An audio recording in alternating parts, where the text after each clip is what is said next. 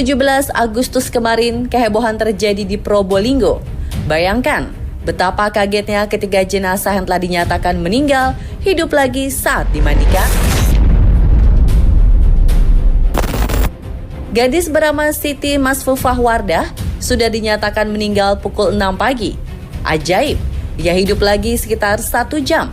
Saat jenazah yang dimandikan di rumah duka, tiba-tiba tubuhnya menghangat, matanya terbuka, dan jantungnya kembali berdetak. Kejadian ini sontak membuat keluarga yang memandikan terkejut. Sempat memanggil tim medis ke rumah, namun takdir Siti kembali meninggal setelah 1 jam mendapat perawatan. Jenazah dimandikan kembali, dimakamkan di TPU Desa Lambang Kuning, Kabupaten Probolinggo. Sebelumnya, gadis 12 tahun ini dinyatakan meninggal akibat diabetes dan komplikasi setelah dirawat di RSUD Dr. Muhammad Saleh, Kota Probolinggo. Masyarakat desa setempat percaya peristiwa jenazah hidup kembali akan mendatangkan rezeki tak terduga bagi kedua orang tuanya. Dikutip dari detik.com, apa yang terjadi pada Siti Masfufah ini dikaitkan dengan bangkit dari mati atau dikenal sebagai Lazarus Syndrome. Menurut ahli bedah saraf dari Mayapada Hospital, Dr. Roslan Yusni Hasan, SPBS, dalam banyak kasus, pasien sebenarnya belum benar-benar meninggal. Menurut Dr. Yu, fenomena ini tidak beda dengan yang dikenal sebagai mati suri. Seseorang yang dianggap meninggal akan bermimpi lalu hidup lagi.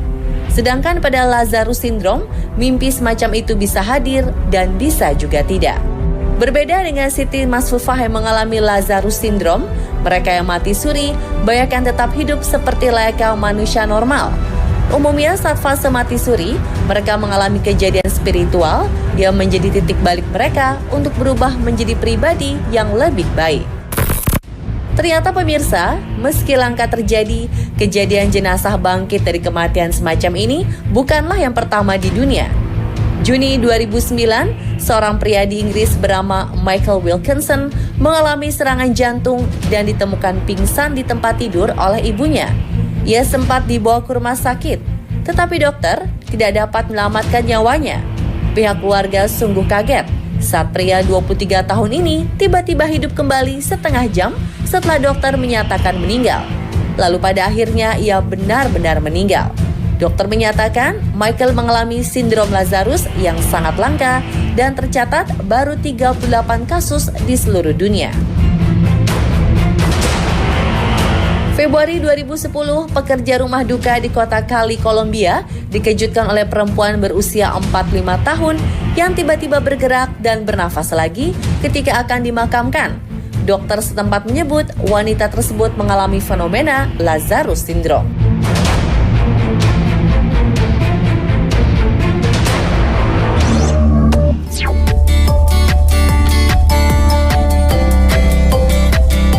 Home Sweet Home, sebuah ungkapan yang bermakna tak ada tempat yang paling nyaman selain di rumah sendiri. Maka jangan heran bila banyak kasus orang yang menolak pindah dari rumah lama karena sudah terlalu nyaman dengan tempat tinggalnya. Di sisi lain, membangun sebuah rumah bukan hal yang mudah. Butuh usaha dan biaya yang tidak murah. Bagi sebagian orang, memiliki rumah di perkampungan atau kompleks perumahan saja sudah alhamdulillah. Tapi bagi sebagian lagi, hal itu tidaklah cukup. Orang-orang ini berani keluar jalur dengan membangun rumah idaman di tempat-tempat yang tak normal. Mulai di atas tebing tinggi yang bisa bikin dengkul gemetar, hingga mendirikan rumah di atas air terjun. Penasaran dengan rumah-rumah di atas normal tersebut? Berikut ulasan lengkapnya versi On The Spot.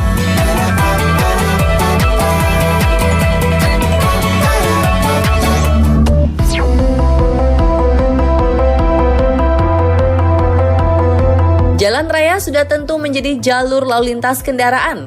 Tapi gimana ya kalau jalan raya juga harus berbagi tempat dengan sebuah rumah? Yap, inilah yang terjadi di kota metropolitan Guangzhou, China.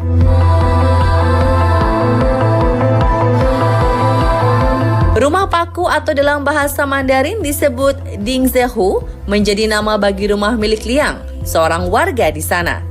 Nama itu diberikan karena rumah seluas 40 meter persegi tersebut terletak tepat di sebuah lubang dan terjepit di antara dua jalur jembatan Haizuong. Liang tak mau rumah yang telah ditempatinya selama 1 dekade ini digusur. Alasannya, selain sudah nyaman dengan rumahnya, ia juga tak suka dengan rumah baru yang ditawarkan oleh pemerintah karena lokasinya di samping kamar mayat.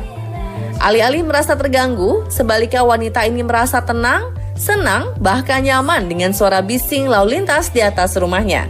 Kini rumah liang malah menjadi objek wisata masyarakat setempat karena keunikannya yang berada di lokasi tak normal.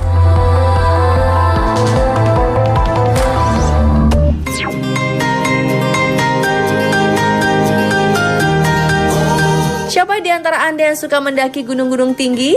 Saat berada di atas, umumnya Anda akan membuka tenda sebagai tempat perteduhan. Maklum, di atas gunung kan tidak ada bangunan untuk berteduh. Tapi tidak di Gunung Skuta yang berada di Slovenia ini.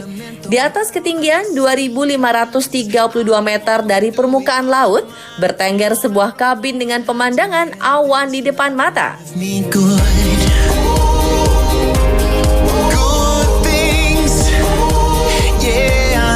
Tentu saja pembangunan kabin ini terbilang sulit dan memakan banyak biaya. Bayangkan saja, kabin yang terdiri dari 3 bagian ini masing-masing diangkut dengan menggunakan helikopter. Wah, di Indonesia, sewa helikopter sekali jalan bisa makan ongkos sekitar 15 juta rupiah. Ini helikopternya ke gunung dan 3 kali jalan. Hebatnya, kabin dirakit hanya dalam 1 hari dan dikerjakan di atas gunung pula. Wah, benar-benar sebuah pembangunan yang memerlukan totalitas dan perhitungan matang. Salah posisi dikit aja, kabin 3 ruangan ini bisa terpleset dan jatuh dari atas gunung. Hingga sekarang, kabin yang dibangun tahun 2015 ini berdiri gagah untuk para pendaki Gunung Skuta. Salut!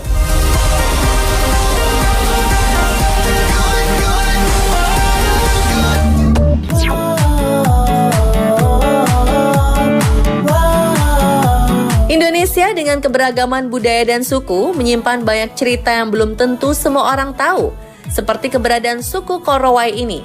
Suku yang berada di pedalaman Papua ini ternyata mempunyai tempat tinggal yang unik dan tak biasa, yaitu di atas pohon. Bukan rumah pohon biasa, karena rumah mereka dibangun di ketinggian 50 meter dari permukaan tanah. Wow! Nah, selain mereka, ada juga nih orang-orang kreatif lainnya yang membangun rumah di tengah hutan dengan cara di atas normal. Ada yang ingat Patrick dengan rumah tak kasat matanya, yaitu di bawah batu? Nah, kalau ini rumahnya ada di bawah tanah loh. Ini dia, pria ajaib yang akan membuat Anda terkagum-kagum dengan kemampuan arsitekturnya. Hanya dengan bantuan sekop tangan yang mulai menggali tanah yang akan menjadi rumah idamannya. Mulai dari membentuk tangga, membentuk ornamen dinding, hingga membuat kamar tidur, semuanya dikerjakan sendiri. Tak sampai di situ, pria ini juga mengecat dinding rumahnya dengan bahan alami loh, yaitu dengan tanah liat. Gimana? Gak kalah cantik dengan cat modern buatan pabrik kan? Selanjutnya, demi rumah idaman, pria ini juga membuat sendiri kolam renangnya dengan semen, yang ia ambil langsung dari alam. Wah, rapih banget ya. Dan ini dia, rumah idaman di bawah tanah. Wah, bisa berenang kapan aja nih kalau punya rumah begini. Ada yang mau main ke rumahnya?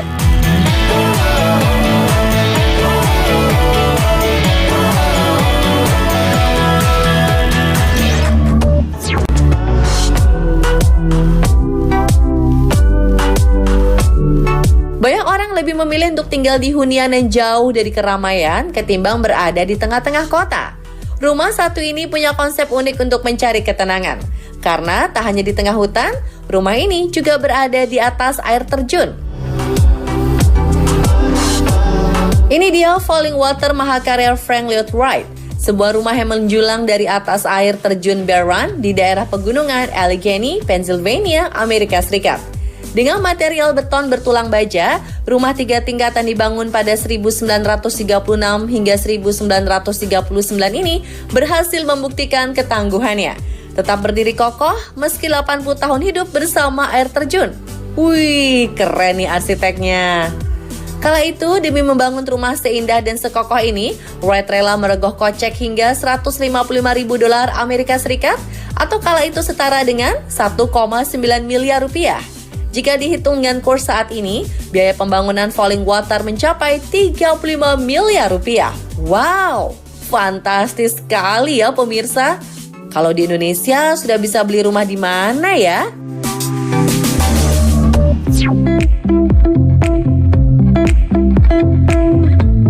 Siapa yang ingin pergi menyentuh langit? Rumah satu ini akan membuatmu memandang dunia dari atas awan. Ini dia, The Kachki Pillar, biara di atas bukit monolit setinggi 40 meter yang berada di Tbilisi, Georgia.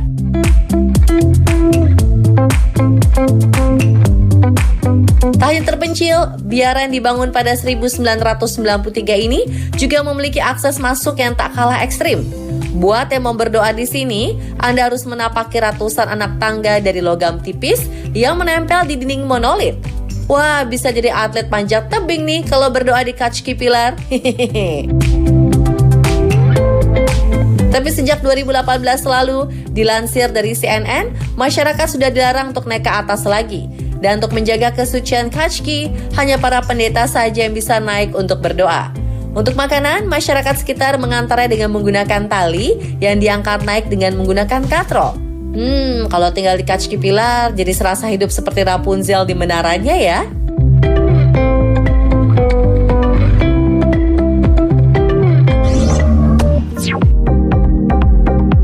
Gara-gara terlalu kurus, perempuan ini sampai hampir terbang karena tertiup angin. Gak cuma manusia, kucing dan anjing ini jago banget jaga gawang. Simak video selengkapnya sesaat lagi.